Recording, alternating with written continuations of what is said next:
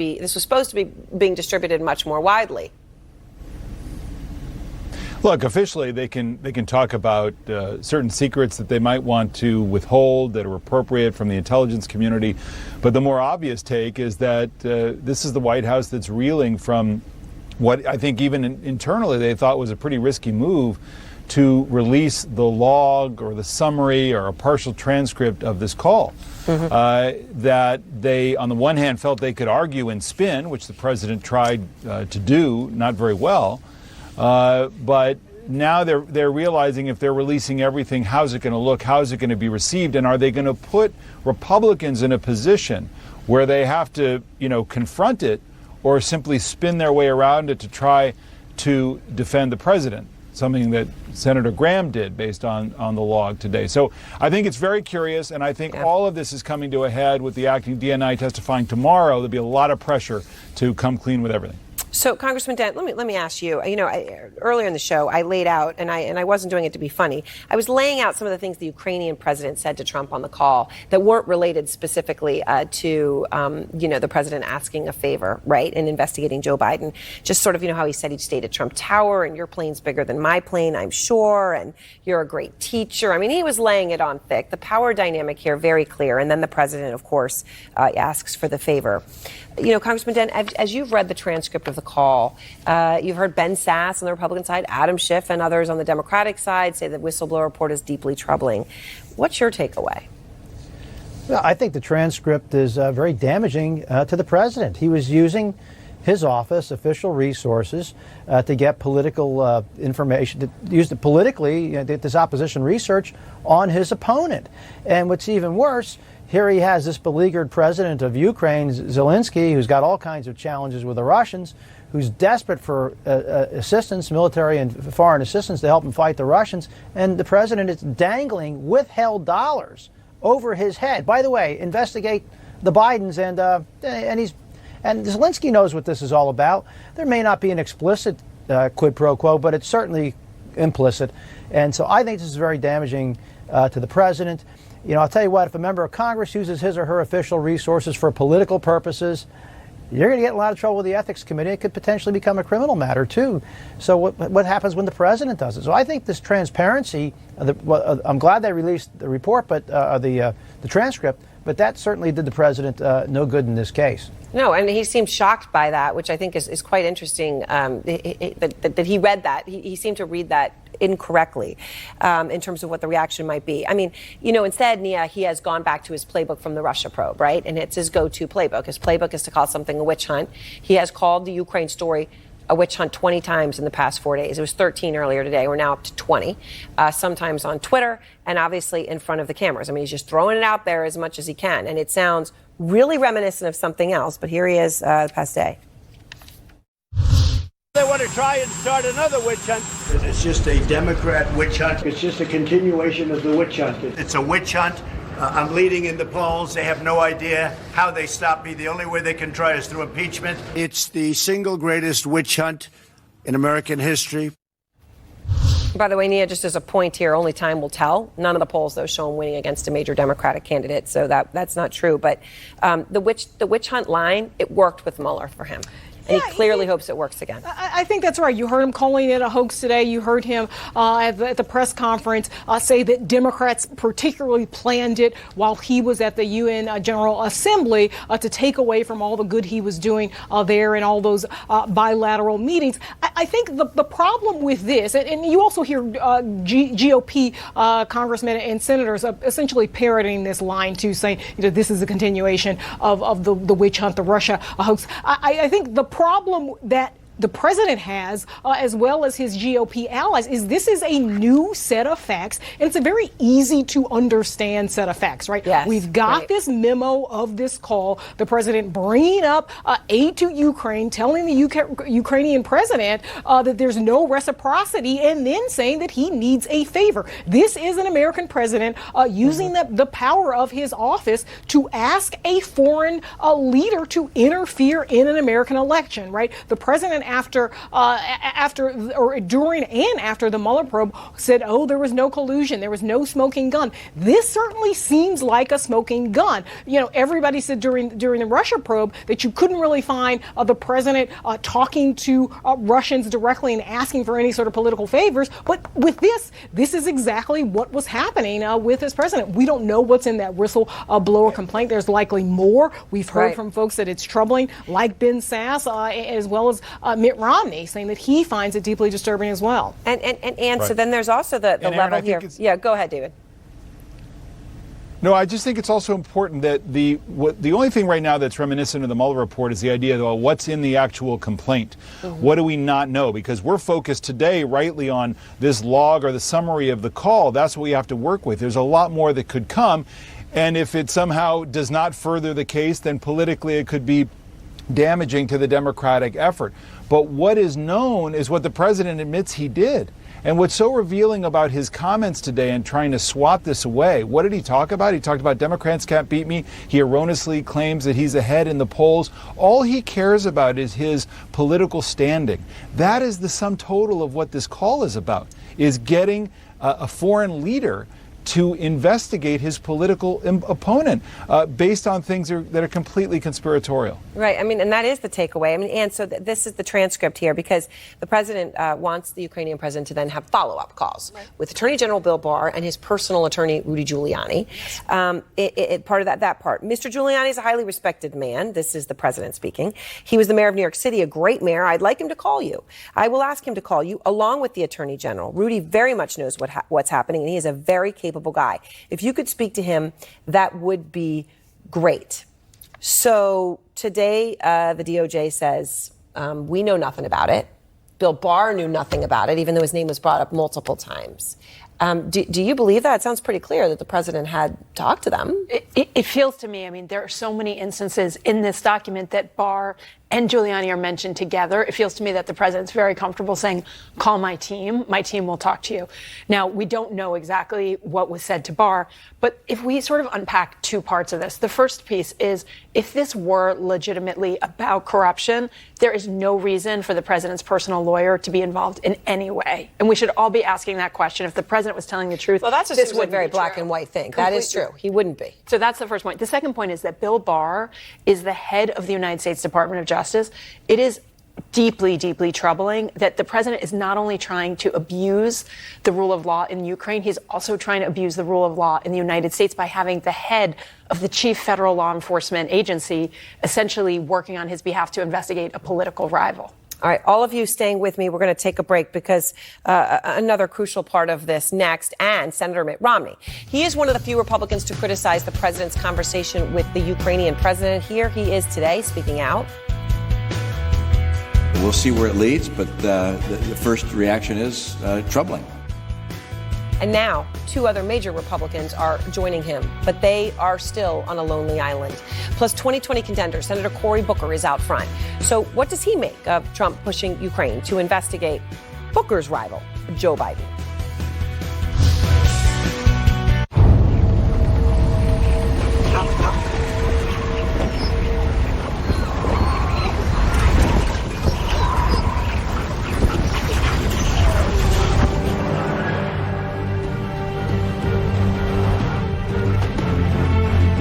The all-new 2020 Ford Explorer Limited Hybrid can tow up to 5,000 pounds and has an EPA estimated range of 500 miles per tank. It's the greatest exploration vehicle of all time. I'm working to treat every car like I treat mine. ADP helps AirTech Automotive streamline payroll and HR, so Welby Torres can achieve what he's working for.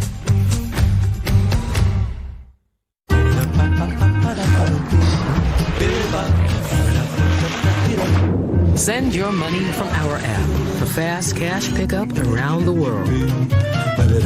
Send it app to cash.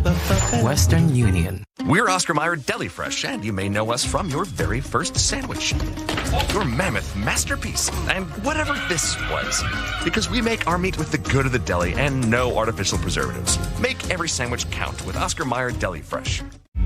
This is the family who wanted to connect and find inspiration in new places, leading them to discover We're woven together by the moments we share. Everything you need, all in one place. Expedia. Panera's new warm grain bowls are full of good. Full of flavor, color. Full of good. So you can be too. Try our new warm grain bowls today. Panera. Food as it should be. Can my side be firm? And my side's super soft. With the Sleep Number 360 smart bed, you can both adjust your comfort with your Sleep Number setting. So can it help us fall asleep faster? Yes, by gently warming your feet. But can it help keep me asleep? Absolutely. It intelligently senses your movements and automatically adjusts to keep you both effortlessly comfortable. Will it help me keep us? My advisor cares about my personal goals. He gives us comprehensive advice. I feel prepared for what's expected in life and even what's not. She helps us feel confident. We know our financial future is secure. With the right financial advice, life can be brilliant. Ameriprise Financial. Wow, that's Ensure Max Protein with high protein and 1 gram sugar. It's a sit-up, banana, bend at the waist. I'm trying. Keep it up. You'll get there. Whoa! 30 grams of protein and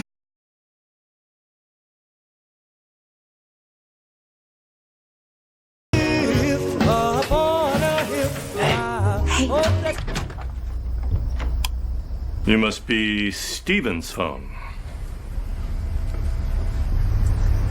Know who's on your network and control who shouldn't be with Xfinity XFi. Simple, easy, awesome.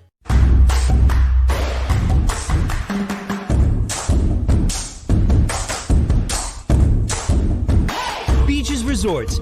Everything's included for everyone. Generation Everyone. Call 1-800-BEACHES. If you or a loved one used talcum powder for routine feminine hygiene and later suffered from ovarian cancer, call right now. Call 1-800-905-9960. Again, that's 1-800-905-9960. Nobody is untouchable. Declassified. Return Sunday night at 9. Breaking news, cracks emerging in the Republican ranks after the transcript showed President Trump repeatedly asking Ukraine's president to investigate his 2020 rival Joe Biden and Biden's son. Here is Republican Senator Mitt Romney earlier today. This remains deeply troubling, and we'll see where it leads, but the first reaction is troubling. Clearly, if there were a quid pro quo, that would take it to an entirely more extreme level. And the Senate Majority Whip, John Thune, told CNN after he read the transcript, quote, "I don't like seeing that. It is not something I would bring up." And Senator Ben Sasse saying after reading the whistleblower's complaint, which he just emerged from the secure room a little bit ago, he said, quote, "Republicans ought not be rushing to circle the wagons and say there's no there when there's obviously a lot that's very troubling there." He also, of course, criticized Democrats for moving before they actually had the transcript. Everyone is back with me now. Congressman Dent, let me start with you, though. The transcript, obviously, deeply troubling, according to those very senior Republicans and according to Democrats. But yet those Republicans are very much in the minority, right? Incredibly in the minority. Why do you think that is? Well, look, I think that this transcript is more than troubling. It's alarming. I would suspect that most Republicans in Congress would agree with me that it is alarming. They're not willing to say it publicly because they're all fearful of primary pressure. Even members in marginal Republican districts, swing districts, have to worry about primaries as well. And I'm telling you, that's what this is about. This not just on this issue, but on every other issue, from Charlottesville to the tariffs to the Helsinki debacle, where we thought, why aren't more Republicans speaking up? It's always for the same reason. But if I'm a Republican, I'm alarmed by what I'm reading in this stuff. So, Nia, to the point that Congressman Dent just said, I want to play something else Senator Romney said today. I think it's just in human nature to see things in a way that is consistent with your own worldview and your sense of what's necessary for the preservation of your position of power. I don't know why I'm not afflicted to the same degree as perhaps others are in that regard. Maybe it's because I'm old and have done other things. Tried to make a joke there, Nia, but, to the point he's making, Congressman Dent is making, I mean, are Republicans basically putting politics over what they really think? Because it is about their political survival, their personal political survival. I I think that's right? If you're Lindsey Graham, you are up for a re-election in 2020. You want to stave off a primary challenge, so you want to hug the president. But what is interesting here is you don't really see Republicans coming out to defend the president. And we know that this is a president that likes the echo chamber. He likes to see people on TV defending him. I think one of the reasons he brought up Vice President Pence today, and he said, oh, well, listen, Vice President Pence also had a phone call. Maybe that'll be released. That was as perfect, Donald Trump said, as his call with the president of Ukraine. You wonder if Vice President Pence is in some ways being marshaled into coming out to defend the president. Because so far, there are not many people who are just willing to outright and defend this president. Lindsey Graham, he was certainly out doing that. There's some, Twitter activity of some House Republicans essentially saying, oh, well, there was no quid pro quo in this call, but no sort of vociferous defense of this president. I think if you're this president, you're going to increasingly find that disturbing. And again, I want to talk about Lindsey Graham, and I will say on a quid pro quo, there's explicit and implicit, and it's very clear. Congressman Dent was saying, this is, it's pretty clear. We can all read between the lines. We can all hear him saying what he's saying, whatever words people want to use. And to this point, though, the former FBI director, Jim Comey, obviously he and Trump, no fans. He has been saying all the way along, do this in an election, don't do it through impeachment. Today he said, though, we may now be at the point where members of the House and Senate cannot uphold their own oaths to support and defend the Constitution without acting. Yes. Do you think he's right? As a lawyer, looking at the Constitution, looking at that oath, to be consistent with that, do they need to act now? I very strongly agree with that. I mean, I think we are looking at on its face, even before we saw the transcript of the call, we were looking at the president admitting to calling a world leader for his own personal gain. This is public corruption. And whether or not we talk about quid pro quos, we don't even need to get there. You can look at campaign finance violations. You can look at constitutional violations. And it is really important that this be investigated and that Congress hold the president to account and, let the facts be what they may. And I think it's very important to have the process where we can all see what's happened. But there's no question in my mind that the president needs, that this needs to happen, and we need to have a lot more evidence and information. So, David, let me ask you about the person who is most loudly defending the president right now, who doesn't technically work for him, and that is Lindsey Graham. So here's what he said today. From my point of view, to impeach any president over a phone call like this would be insane. Unfortunately, it's completely inconsistent with what he has said when he said he stood on principle and morality back in 1999 about Bill Clinton. Here's what he said then. You don't even have to be convicted of a crime to lose your job in this constitutional republic. If this body determines that your conduct as a public official is clearly out of bounds in your role. Impeachment is about cleansing the office. Impeachment is about restoring honor and integrity to the office. David? Look, I think that contrast speaks for itself. I've covered Senator Graham for years, interviewed him many times, spoken to him many times. Lindsey Graham, as a senator today defending Trump and in the past, is unrecognizable to me.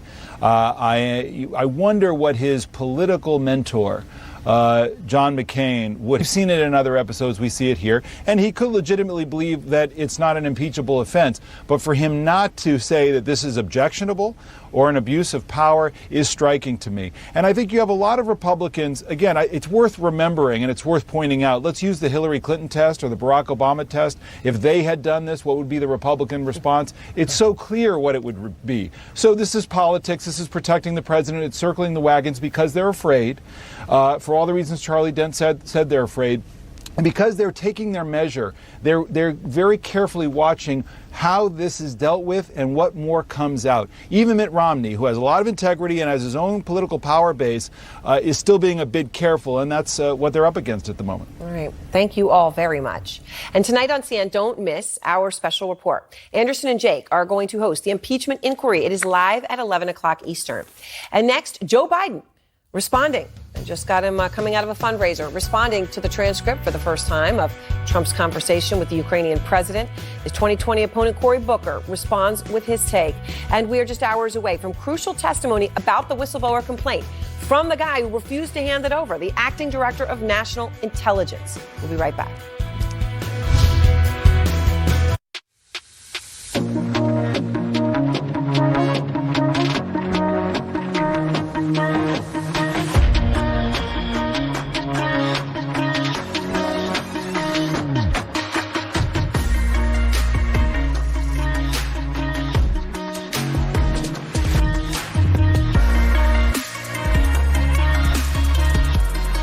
Get up to 0% APR for 48 months on the redesigned 2020 Outlander Sport. What happens to a dream deferred? Does it dry up like a raisin in the sun? Or fester like a sore and then run? Does it stink like rotten meat? Or crust and sugar over like a syrupy sweet? Maybe it just sags like a heavy load. Or does it explode?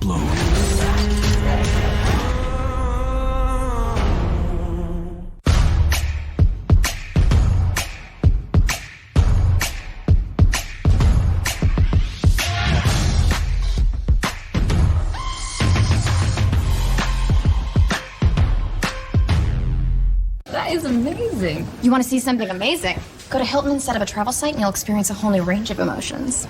Like the relaxing feeling of knowing you're getting the best price. These will work. The utter delight of free Wi-Fi. Oh man, this is the best part. Isn't that you? Yeah. And the magic power of unlocking your room with your phone. I can read minds too. Really? Book at Hilton.com. If you find a lower rate, we match it and give you 25% off that stay. Expect better. Expect Hilton. CDC guidance recommends topical pain relievers first, like Salonpas Patch Large. It's powerful, FDA approved to relieve moderate pain for up to 12 hours, yet non-addictive and gentle on the body. Salonpas, it's good medicine. Introducing Infusions from Chicken of the Sea. Tuna infused with real herbs and spices. Packed with 20 grams of protein and good to go. Infusions, the fresh new taste in tuna. 6 years since Dr. Gupta's first groundbreaking report on medical marijuana. We're back on the road, searching for the truth about CBD. Is the CBD supply chain safe? Weed 5, the CBD craze, Sunday at 8. Honesty, integrity, bravery. On the streets of Chicago every single day.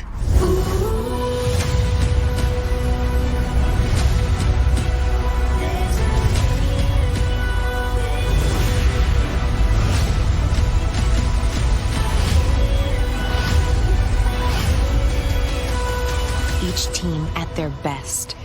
Chicago Wednesdays returns tonight on NBC.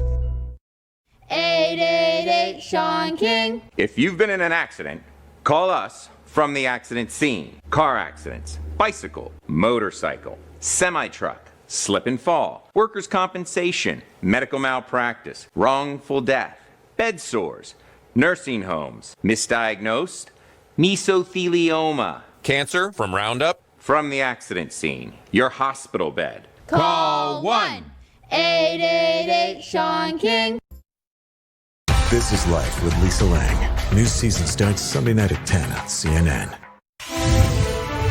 Breaking news, Joe Biden responding to Trump's Ukraine call. Here he is moments ago leaving a fundraiser in Los Angeles. Your transcripts are very revealing.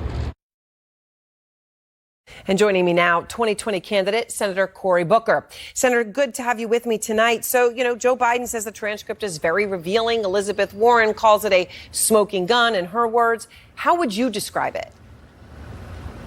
Well, it's very plain that this is a president that was using his office, abusing his office to try to put pressure on someone who really needs America. I've been out there in eastern Ukraine in the Donbass region. I've met with their military. I've seen the challenges with the Russian aggression, the Russian attacks, them losing fellow soldiers. This is a country that needs our help. And in this call, the president used the authority of his office, the power of the presidency, not for national security issues, not for economic issues, not to help out an ally, but to try to use his office to get dirt on a political opponent. That is unacceptable in our democracy. It's abuse of his power, and it should lead us to a much deeper investigation. You're on the Judiciary Committee, Senator, so I want to ask you about something else. And now at the center of this, the Attorney General William Barr. He appears to be at the center of this as well, because according to the transcript, Trump said at least twice that Barr would call the Ukrainian president about investigating Biden. Now, Barr's DOJ today responded, and they denied that Barr knew anything about this. Do you buy that? Well, again, this is a time where we should seek truth. Obviously, I'm very skeptical about anything that comes out of this administration that has taken liberties with the truth that are extraordinary. I don't think we've ever seen an administration that lies this much to the American people. So, but I want to lead. This is a sobering moment. We've seen the fourth time in American history an impeachment process beginning. And I think that we've got to go where the facts lead us. And right now the facts are pretty damning, but we need a further investigation. What was Barr's role in this? Are there other conversations between Ukraine and this Ukrainian leader and this president? What's the fullness of the whistleblowers report? There's a lot more work that we have to do. I'm not confident that it's going to have any exculpatory evidence for the president. I think that we will find more and more damning evidence as we go forward. And you don't, but there's nothing that changes your mind on impeachment at this point. You're not pulling back from it. I mean, you think you're clear that's where it goes. It's just you want more details and more investigation first. No, let's be very clear, because I've moved to impeachment proceedings far more before Nancy Pelosi did. Yep. I swore an oath to uphold the Constitution of the United States. This president has not been allowing investigations, the check and balances that were designed in our Constitution. This is the president saying he was not subject to them. He wouldn't let people testify before Congress. He wouldn't release documents that were subpoenaed. He was obstructing the ability for our government to function as it was intended. That's why I was in favor of impeachment. Again, matters, especially this one where we see such a blatant abuse of presidential power. A Washington Post op-ed today, senators suggest this could hurt Biden more than Trump. Mark Thiessen writes, Trump will use an investigation to paint Joe Biden as a creature of the Washington swamp who used his official position to enrich his son. While Senate Republicans will not remove Trump from office, Democratic primary voters might decide Biden and his troubles are a distraction they do not need. The irony is the Democrats' investigation might do more to deny Biden the presidency. No, first of all, this is Donald Trump trying to do what he always tries to do, which is to try to obscure his moral vandalism by making unsubstantiated accusations about other people. There's no there. CNN has investigated. There's no there. Washington Post has investigated. There's no there in what he's saying about Joe Biden. So let's stop allowing him to distract from the outrageous things we saw in his transcript. I can't imagine any Republican or Democratic president in the past. I just can't imagine in my lifetime seeing a president using his political power, using his leverage to try to pressure a vulnerable nation into doing his bidding to go after a political opponent. This is despicable behavior, and I'm not going to let him to do what he normally tries to do, is to try to point fingers of blame or try to distract people through his tweets, through his toxicity, through his lies. This lies directly at his feet, and America deserves to know the truth about it. All right, Senator Booker, thanks so much for your time tonight. Thank you so much as well. And next, the acting director of national intelligence. This is the crucial moment, about to testify about the whistleblower complaint publicly. And this is happening in just hours. So, John King is next.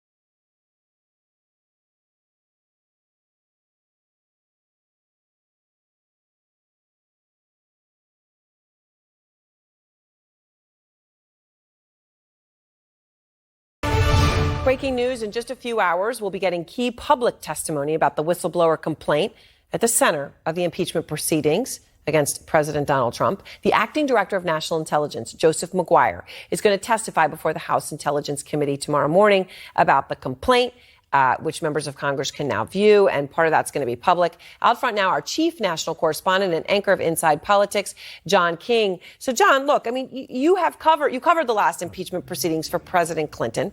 Maguire is coming. He didn't want to do this. He had been the guy who refused to hand over the whistleblower report, and now we're going to hear from him tomorrow. It's a huge day. It is a huge day, and you look back at the Clinton impeachment. We thought in those days we were partisan and we were polarized off the rails. It seems almost kind of quaint and genteel compared to where we are today. So why is the acting director of national intelligence so important? Aaron, all day long, the Democrats have said the document they received, the summary of that phone call. Those who have seen the whistleblower complaint have said they have documentary evidence to press their case for impeachment. But especially in the House. This hearing will be in the House tomorrow. It is the most tribal. It's the Broadway of tribalism, if you will. Democrats cannot expect any help from the Republican side. You've talked earlier tonight. There are some growing doubts among Republicans in the Senate, but tomorrow will be on the House. The key test for Democrats, tomorrow's a laboratory of sorts. If they are going to sell over the next weeks and months impeaching the president, they need people appointed by the president. They need people Republicans and the president cannot say are partisan hacks